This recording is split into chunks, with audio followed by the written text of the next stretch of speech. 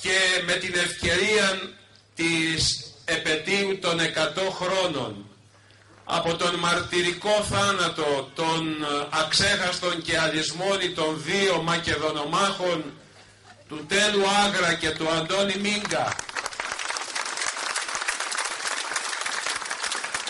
τους οποίους ήρθα και εγώ μαζί σας να τιμήσω, για να υπογραμμίσω τη σημασία της θυσίας τους για την διαχρονική παρουσία της Ελλάδος σε αυτό το χώρο, στο χώρο της ελληνικής Μακεδονίας,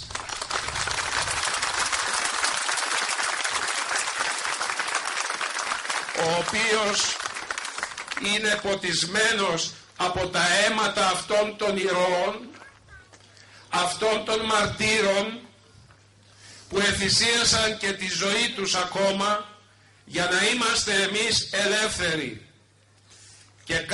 κάποιοι από μας να κάθονται αναπαυτικά στις πολυθρόνες του σήμερα για να προετοιμάζουν την ιστορική λύθη, ώστε να μην θυμάται κανένας πλέον από τους νέους, από τη νέα γενεά, πού οφείλουμε την ελευθερία μας και την ανεξαρτησία μας.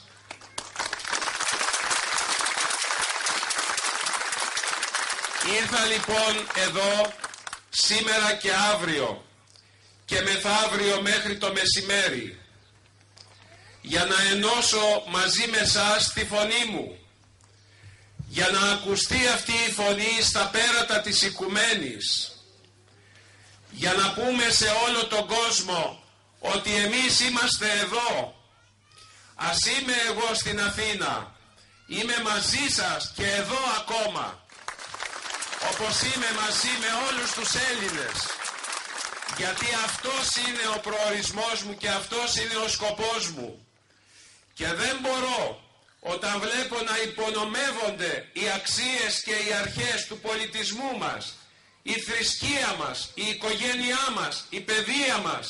το έθνος μας, όταν τα βλέπω αυτά να κινδυνεύουν, δεν μπορώ να σιωπήσω, έστω και αν το ότι ομιλώ μου κοστίζει πολύ ακριβά.